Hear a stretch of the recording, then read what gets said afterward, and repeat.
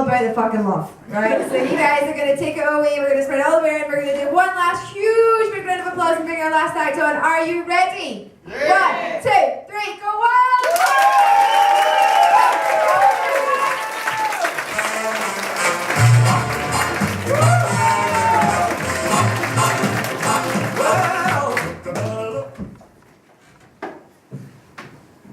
Hello, I'm Jenny, and I'm an experimental physicist. I think you can maybe tell this from my hair, but I've taken Einstein as my physics style guru. So my research is into large detectors that we can use as rulers to detect small changes in space and time. These rulers are sensitive enough to detect large objects like black holes at great distances from Earth, whereas I kind of have trouble detecting sarcasm at distances of anywhere up to a meter. So, for those of you who don't know what a black hole is, the astronomical black hole, it's basically a massive star that can suck in other stars, gas, dust, and this year anyway, my hopes and dreams. So like many scientists, I work in a lab, and luckily for me, in this lab there's a dress code. So we have to wear very, very sexy jumpsuits in a nice baby blue plastic kind of thing, and big clown shoes on our feet. As you know, everyone likes being smothered in sterile, non-breathable plastic. Or maybe that's just me. These suits have several pros. So it's quite hard to tell who people are in them. You can really only see this part of someone's face. So that means, if I want to hide from my supervisor, I just need to go into the lab. The second pro would be that my colleagues can't tell that I wore my pajamas to work that day. And it also adds a fun element of risk to work, because the suits fit so badly that I'm not sure if today will be the day when I'll lunge over some equipment and split my suit at the crotch. Or if I'll try and walk across the lab, trip, and fall into the path of a laser beam and burn myself.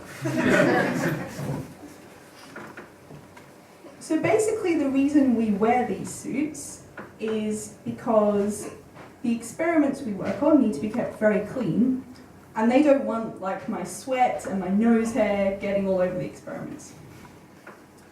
And these experiments actually consist of systems of mirrors and lasers, and we shoot the lasers between the mirrors in order to constantly monitor the distance between the mirrors. It's a bit like me constantly tracking the position of Benedict Cumberbatch via the tracker I installed on his jacket at Comic-Con.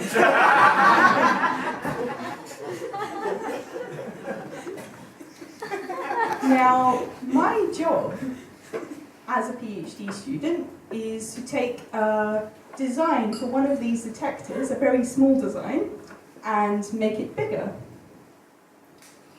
And basically, the longer this space-time ruler is, the more sensitive it is to black holes. I don't mean to boast about this, but mine is actually 10 meters long,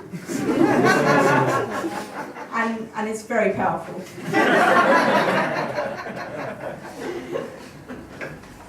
So every so often, I'm lucky enough to be allowed to leave the lab and go to a conference with other scientists who make things bigger. And there we get to compare notes on length and sensitivity. Although it can be hard to feel like I fit in at these conferences, because there's actually mostly men in my field, and so to make me feel more at home in meetings, I've decided to purchase a knitted beard that I can then stroke in interest when someone shows me a cool graph. So, what else can I tell you about being a PhD student?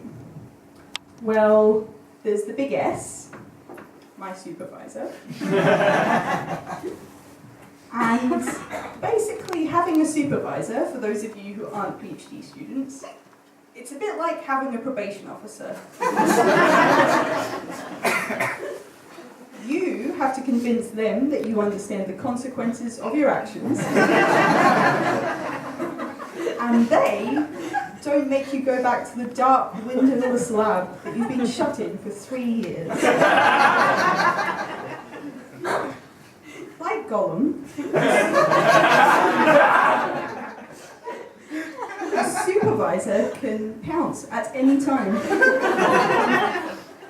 In your office, when you're on the way to the lab, jumping from behind the bins outside your flat. Give us it. Give us the precious. Give us your data.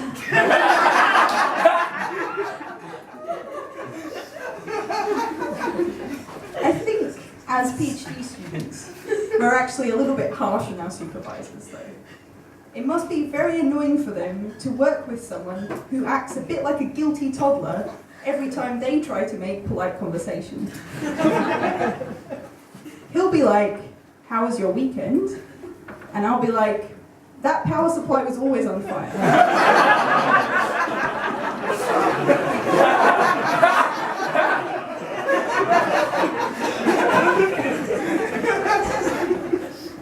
It's not just my supervisor I find annoying though. In my lab, I share it with quite a lot of other scientists. And for those of you who don't work in one, it's a little like being in a flat with other people in university halls. You just need to replace that passive-aggressive flatmate who leaves little notes next to your dirty dishes with a very annoying colleague who sends an email out to the entire group just because someone removed their favorite screwdriver from their experiments. Or, you know, maybe sneezed on their cleaning experiment and coated it with snot. But anyway, I think probably the last thing that annoys me about the lab is because I can't take the clean room suit off quickly. That means if there's any sort of emergency, like a fire alarm, I just have to rush out of the lab with my colleagues, all of us tripping over everything on the way to get outside. And once we're outside, we have to stand around waiting for the all clear, looking like a very, very niche, maybe a Breaking Bad stag party.